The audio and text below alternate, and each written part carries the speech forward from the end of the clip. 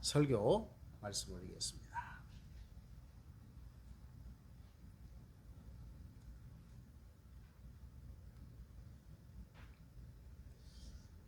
이거 보니까 옛날 생각 나시죠? 예, 뭐죠? 풍고. 네, 풍고. 이 풍고를 돌리면 1년 농사를 잘 지었는가 못 지었는가 이걸 확인할 수 있죠. 그러면 여기를 열심히 돌려주면 알곡은 이쪽으로 떨어지고 쭉정이는 날아가죠. 그거 기억나시죠? 이걸 풍고라고 합니다. 근데 저는 이걸 한번, 이게 지금 방앗간이에요, 방앗간. 그래서 오늘 설교 말씀을 올리려고 제가 이 사진을 찾았더니 잘 나온 사진이 별로 없어. 근데 이게 방앗간을 제가 왜 보여주느냐. 이게 지금 왕겨죠. 맵제. 네, 맵제. 아마 옛날 생각이 이렇게 나실 것 같아요. 그러면 맨 처음에 어쨌든 이 방앗간집은 그 동네에서 굉장히 부잣집의 부류에 들어가는 집이었는데, 이 방앗간에 보면 이런 과정이 몇 단계가 있어요. 그럼 맨 처음에는 벽껍질을 벗겨내는 작업을 하죠. 그리고 한 번 더 돌아가면 9분도 쌀이 되고 또 8분도 7분도 이렇게 해가지고 이 알곡을 이렇게 벗겨내거든요. 근데 혹시 여러분 그 분도를 조정할 때 여러분 뭘로 하는지 아세요? 생각 안 해보셨죠? 기계가 할까요? 쌀 껍질 까는 걸 누가 할까요?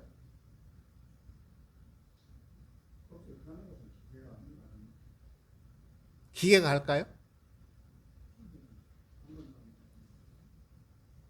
전체적으로 보면 기계가 하는 거는 맞죠? 근데 여기 굉장히 중요한 내용이 들어 있습니다. 기계를 이용하는데요, 이 쌀은 지들끼리 부대낍니다. 쌀은 지들끼리 부대껴요. 그래서 지들끼리 부대끼면서 껍질이 까져요.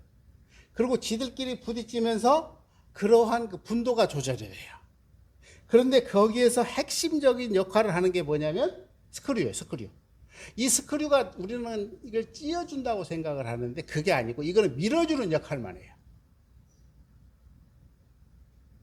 밀어주는 역할을 하면서 이 벼와 벼는 스스로 부대끼면서 쌀이 되는 거예요. 이 굉장한 진리가 들어있어요, 이 안에 보면.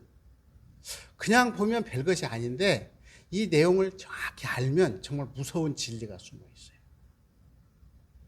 왜 그러냐면, 그러니까 결국은 쌀은 혼자서, 벼는 혼자서 쌀이 될 수 있나요?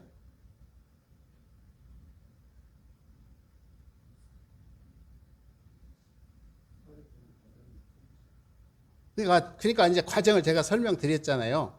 벼가 혼자서 쌀이 될 수 있나요? 네, 안 돼요. 벼는 집단으로 있어야만 쌀이 돼요. 그러니까 아까 말씀처럼 기계 속에 들어가면 야는 기계는 밀어주는 역할을 하면 벼와 벼가 부대끼면서 껍질이 까진다니까. 그런데 여기서 놀라운 것이 있어요. 같은 시계에 같이 벽시가 익어서 강도가 비슷해야 안 깨져. 그러면 강도가 다르면 어떻게 될까요? 다 깨져버려. 그래서 쌀을 보면 나중에 보면 쪄개진 쌀이 나오는 이유가 뭐냐면 같은 조건에서 자랐는데 강도가 달라. 그러니까 부대끼는 과정에서 어떻게 되냐면 강도에 따라서 어떤 쌀은 깨지고 어떤 쌀은 제대로 쌀의 모습을 갖추어 간다라는 겁니다. 이게 아까 선타원님께서 어디 가셨나 본데, 선타원님께서 말씀하셨을 때 우리나라 삶으로 이 경제적 진로 삶은 뭐 세계가 3번, 그리고 미국식으로 살면 7번, 이런 이야기가 바로 여기서 굉장히 중요한 의미를 가지고 있습니다. 그래서 저는 이제 오늘 제가 왜 이렇게 말씀을 드리느냐 하면, 원불교하고 불교하고 같으면서도 다른 점이 있어요. 같으면서도 다르고 다르면서도 같은 점이 있어요. 이게 불교는 원래 독학등 자기 성불의 목적이 굉장히 강합니다. 초기 불교는 그랬어요. 더군다나 초기 불교는. 그래서 세상과 관계없이 자기 홀로 부처가 되는 쪽에 포커스가 맞춰져 있어요.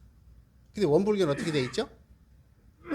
성불과 함께 재중을 이야기합니다. 그래서 성불과 함께 재중을 이야기하는 불교를 대중불교라고 그래요. 그리고 성불을 주로 말하는 교단을 소승불교라고 말을 합니다. 그러니까 이런 면에서는 같고 또 다른 점이 되어 있다라는 거예요. 그래서 제가 왜 쌀을 이야기를 했냐면 그냥 보면 쌀이 만들어지는 게 별거 아닌 것 같지만 결국은 이 쌀은 벽끼리 부대끼면서 뭐가 되냐면 쌀로 나온다라는 거예요. 그랬을 때 이 쌀의 의미가 있다라는 거예요. 그래서 특히나 이 소승불교의 독학성 같은 게 굉장히 많이 많거든요. 이게 뭐냐면 산속으로 들어가서 혼자 부처가 되는 거예요. 근데 이게 밖으로 나오면 얼마나 효과를 발휘하는지는 우리가 좀 한번 생각해 볼 가치가 있습니다. 그 참 이거 옛날에 정겨웠던 이야기죠. 자, 한번 같이 읽어보겠습니다. 시작. 말씀하시기를 성불 재중의 서원은 우리 인류의 소원 가운데 제일 높고 제일 큰 서원이요. 성불 재중을 하기 위해 모여 사는 곳은 세상에서 제일 신성하고 귀중한 곳이니 우리의 의무가 그 얼마나 중하며 우리의 생활이 그 얼마나 귀한가 이렇게 말씀을. 그러니까 제가 이제 벽시를 이야기했던 이유가 그거예요. 그러니까 세상 속에 우리는 부대끼면서 살아. 그런데 성불 재중을 서원한 사람들은 그 시대를 살아가면서 그 부대끼면서 안 깨지고 쌀의 모습으로 오롯이 간 거예요.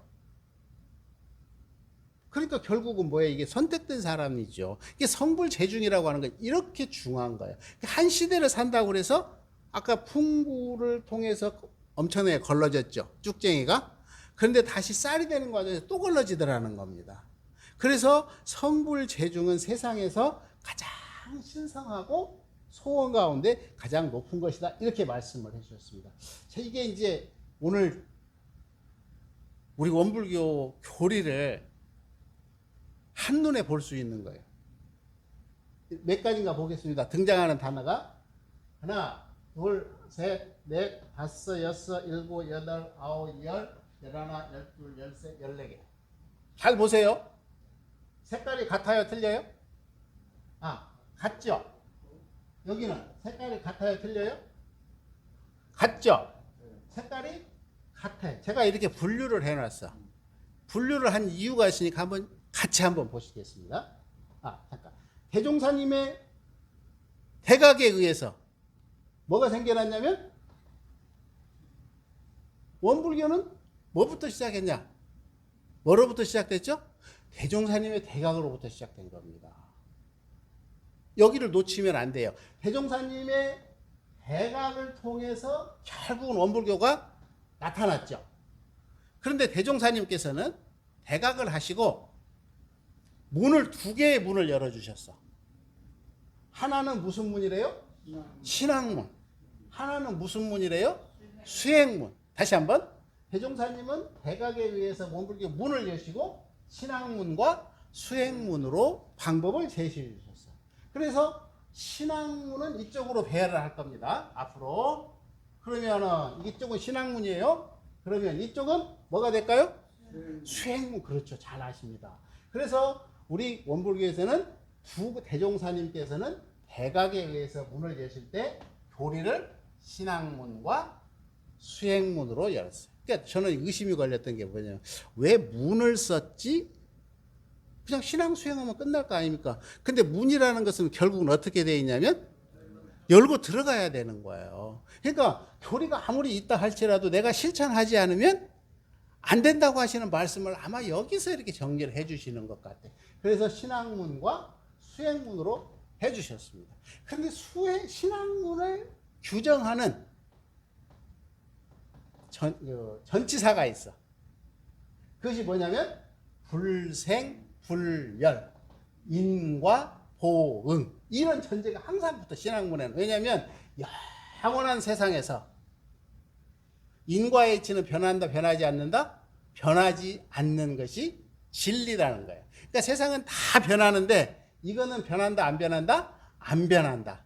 그래서 이것은 신학문에 넣습니다. 그래서 신학문의 수식어는 뭐였죠? 다시 한번 시작. 불생, 불멸의 신학문이야. 이 수식어가 안 붙으면 안 됩니다. 그래서 그걸 딱 정리를 했더니 불생, 불멸과 인과 호응이구나. 그랬더니 이쪽은 뭐래요? 수행문에는 진공, 묘유. 진공, 묘유라고 하는 것은 우리의 성품이 볼 수 있어요, 없어요? 붙잡을 수 있어요, 없어요? 없죠. 그런데 그걸 설명할 수 있어요, 없어요? 그럼 없다고 그래서 없는 거예요? 아니잖아요. 있잖아요, 분명히. 그래서 이걸 심성이기로 나누는 그 이치를 저쪽의 신학문에서는 불생불멸이라고 했고, 이쪽에서 뭐라고 그랬대요? 진공, 묘유. 그래서 신학문과 수행문을 구별하는데, 이 신학문은 불생불멸이고 이쪽 수행문은 진공묘유라고 하는 수식어가 붙더라. 그러면 이 신학문은 대표하는 어떤 단어가 있어. 그게 뭐죠? 사은사요. 사은사요. 다시 한번 봅니다. 신학문을 대표하는 단어가 뭐냐면 사은사요. 그러면 수행문을 대표하는 단어는 뭘까요? 그렇죠. 삼학팔조예요. 삼학팔조. 여기까지 다 이해하시죠? 네. 삼학팔조예요. 그 다음에 보면은 이 신학문을 이 총괄적으로 한 단어로 정리하는 표어가 있어요. 그게 뭐냐면 처처불상 사사불공이다.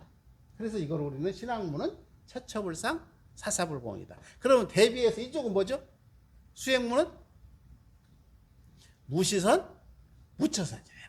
무시선 무처선. 그래서 이렇게 정리를 할 수 있습니다. 그러면 이 신앙을 아주 짧게 정리해라. 그럼 신앙이 대체 뭐래요? 그러면 뭐예요? 다시 읽어봅니다. 시작. 보은즉 불공. 은혜를 갚고 또 복을 짓고 하는 모든 행위를 신학문이라고 우리는 이야기를 하고 있습니다. 그럼 이쪽은 뭘까요? 이쪽은 동정간 분리선. 동정간 분리선이라는 것은 뭐냐면 멈추지 않고 훈련을 하는 거예요. 무시선법의 특징이 동정간 분리선이라고 우리는 이야기를 할 수 있는 겁니다. 그랬더니 그러면 내가 신앙을 정말 제대로 하고 있냐 잘 못하고 있냐 이거를 우리가 이번에 그 코로나 오면서 진단 키트 나왔죠. 진단 키트를 대종사님이 딱 줬어. 그게 뭐냐면 천지팔도예요. 천지팔도를 딱 넣어보면 돼. 내가 지금 살고 있는 게 신앙행위가 제대로 되고 있는가 안 되고 있는가를 여기다 딱 집어 넣어보면 돼. 그래서 여기에 호리도 세리못이 맞으면 내가 신앙행위를 잘 한 거예요. 굳이 누구한테 검증받지 않아도 돼. 그래서 이 천지팔도에다가 딱 집어넣어. 그럼 여기는 뭐가 될까요? 여러분 한번 마지막이니까 맞춰보세요. 뭐가 될까요? 뭐가 될 것 같아요? 수행문에서는 몰라요? 뭐라고요? 이거 시작. 원만구족 지공무사. 그러니까 내가 원만구족하고 지공무사하냐 그걸 맞춰보면 돼. 그런데 이거를 대종사님은 더 쉽게 말씀을 해주셨어. 뭐라고 말씀을 해주셨냐면 이런상 법어에서 이 원상의 진리를 각하면 시방세계가 오가의 소유임을 알고 그리고 눈을 사용할 때 뭐라고 그랬죠? 눈을 사용할 때 원만구족하고 지공무사. 그래서 이 육근을 사용할 때 원만구족하고 지공무사. 이게 진단 키트예요. 그래서 거기다 넣어봐. 그것을 우리는 원불교 신앙과 수행의 표본으로 제시해 준 게 뭐죠? 법신불 이론상이에요. 그러니까 이렇게 놓고 보니까 다 아는 내용이죠. 아는 내용인데 나누어 볼 줄을 알아야 돼. 그러면 사실상 요 단어만 다 알고 그 자리에 배치를 할 줄 알면 원불교는 다 끝납니다. 사실은. 근데 이렇게 보면 다 아는 것 같아요. 그런데 나중에 이거를 내 혼자 해보라고 그러면 잘 돼요? 안 돼요? 안 돼. 왜 그러냐면 생활이 아니기 때문에 그래. 그런데 이것을 우리가 이 정도는 한번 그림으로 교리도, 왜 교리도를 이렇게 다시 설명을 해드리냐면, 교리도는 각이 딱 져가지고 어려워 보여. 근데 이거는 제가 이제 이런 쌍처럼 이렇게 배치를 해보니까 분명히 이 중심을 딱 두고 양쪽으로 이렇게 나누어지더라는 겁니다. 그래서 다시 한번 보면 대종사님의 대각으로 시작된 원불교는 교리가 신앙과 수행으로 되어 있다. 신앙과 수행으로 되어 있는데 이 신앙을 우리는 뭐라고 하냐면 인과보응의 신앙이라고 그런다. 그리고 수행은 뭐라고 그러냐면 진공묘유의 수행이라고 한다. 이 신앙을 다시 정리해 봤더니 신앙의 대상은 뭐였더라? 사은 사요. 수행의 대상은 뭐더라? 사막팔조. 어렵다. 그러면 대체 어떻게 해야지? 그랬더니 뭐라고 그랬어요? 처처불상 사사불공. 그 다음에 무시선 무처선. 그러면은 신앙은 대체 어떻게 해야 돼? 그랬더니 고운하고 불공하는 것이다. 그러면 이 수행은 어떻게 해야 돼? 동정간 분리선. 동정간 분리선이라는 건 뭐냐면 행주자와 어묵 동정간에 이 마음의 중심을 딱 잡고 있는 거예요. 마음의 중심을 딱 잡고 있는 거예요. 이것을 우리는 무시선이라는 동정간 분리선이라 이렇게 합니다. 그래서 내가 신앙을 제대로 하고 있는가 했더니 이것은 천지은에 보면 천지팔도라고 밝혀졌어요.